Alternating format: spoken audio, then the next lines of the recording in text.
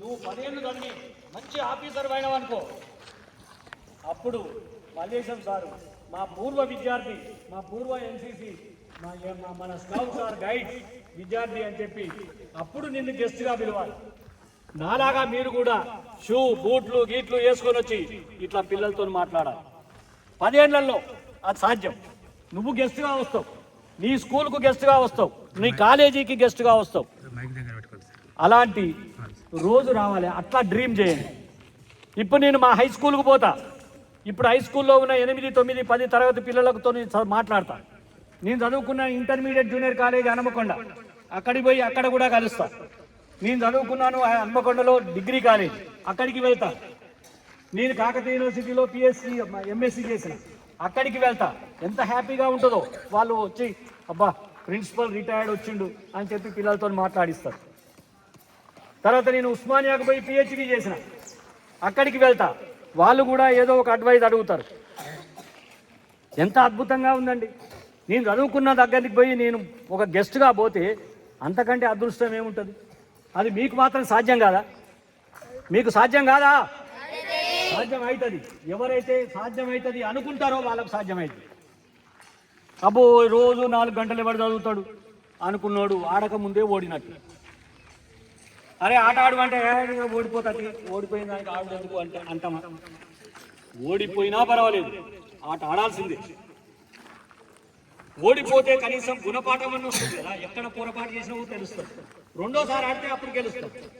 మొదటిసారి చేసిన తప్పులు గుర్తొస్తాయి, అవి చేయం. అందుకని ఓటమి కూడా గెలుపుకు నాంది. రేపు గెలవాలంటే ఇవాళ ఓడినా పర్వాలేదు. ఇవాళ నేను ఓడిన ఓటమి రేపు నా గెలుపుకు అదే ఒక మెట్టం.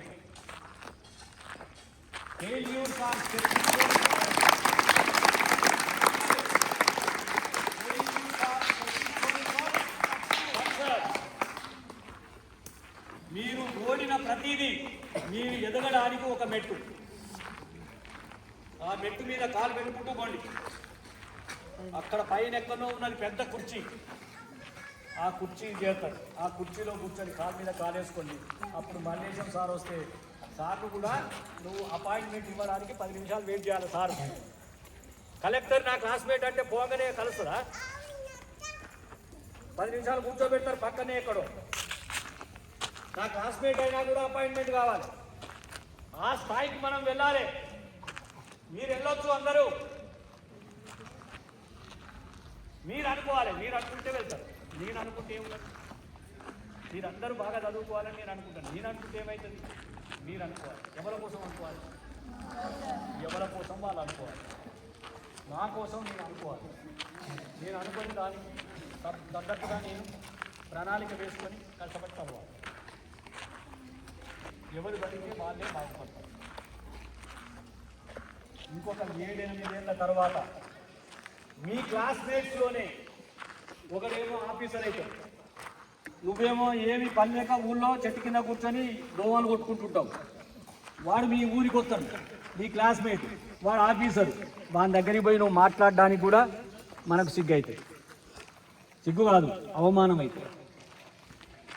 మా ఊరికి నేను పోతే మా క్లాస్మేట్స్ ఒక ఆయన తాళ్ళు ఎక్కుతాడు, ఒక ఆయన మంగళి పని చేస్తాడు, ఒక ఆయన కూలికి పోతాడు, ఒక ఆయన 2 ఎకరాలు ఉంటే వ్యవసాయం చేసుకుంటాడు. వీళ్ళందరూ నా క్లాస్మేట్స్. ఇప్పుడు నా దగ్గరికి వచ్చి మాట్లాడడానికి భయపడతారు. నేనే పోయి వాళ్ళని భుజం మీద చేసి ఓసారి ఆలోచించుకొని ఎట్లున్నారో ఏంటి బాగున్నారా, ఎందుకు భయపడతాను? నేను క్లాస్మేట్ కదా, అరే ఒరే అని ఆడుకున్న వాళ్ళం కదా, మరి ఎందుకు భయపడతాడు? తప్పు గుర్తొచ్చింది. ఆయన చదువుకున్నాడు, పాస్ అయింది, నేను చదువుకోలేదు, నేను ఫెయిల్ అయినా, అందువల్ల నేను ఇక్కడ ఇట్లా ఉన్నా, ఆయన వస్తూ ఉన్నాడు. ఆయనతో మనం మాట్లాడితే తప్పు అవుతుంది కావచ్చు అని మాట్లాడచ్చు. ఆ దుస్థితి మనకు రావాలి. మన ఫ్రెండ్ పెద్ద ఆఫీసర్ అయ్యి ఊళ్ళోకి వస్తే మనం ఏం పని లేనిలాగా ఊళ్ళో ఉండి వాళ్ళతో మాట్లాడడానికి కూడా భయపడే అంత స్థితి రావాలన్నా మనకు. నెవర్. ఎవరి మీద ఇప్పుడు ఎవరైతే నేను చెప్పేది ఎకిలిగా నవ్వుతున్నారో జీవితం నవ్వుల పాలవుతుంది. అందరూ నిన్ను చూసి ఎగతాళిగా నవ్వుతారు. నవ్వడం చాలా రకాలుగా నవ్వుతాం. సంతోషంగా నవ్వుతాం, ఎకిలి నవ్వులు ఉంటాయి. ఓ ఓ పనికిరాను చూసి ఎకిలి నవ్వులు నవ్వుతాం. మనల్ని ఎవడన్నా చూసి ఎకిలి నవ్వులు నవ్వితే అది మంచిదా? ఆ దుస్థితి ఎవరికి రావద్దు. మీరు అనుకున్నట్లుగా కష్టపడకుండా ఏది రాదు. కష్టపడితే వచ్చుడే కష్టం.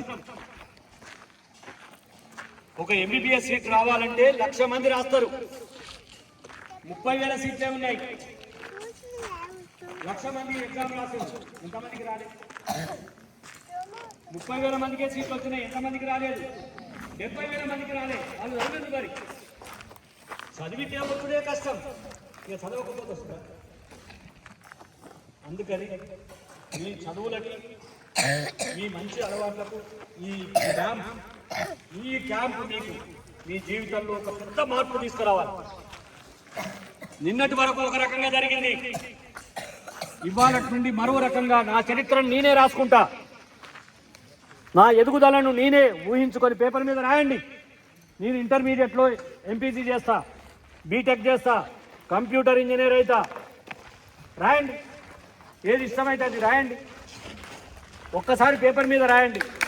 రాస్తే మీకు అలాంటి రోజు రావాలని చెప్పి Claps go! 1 2 1 2 1 2. Children, rocket claps go! 1 2 1 2 3. 1 2 1 2 3.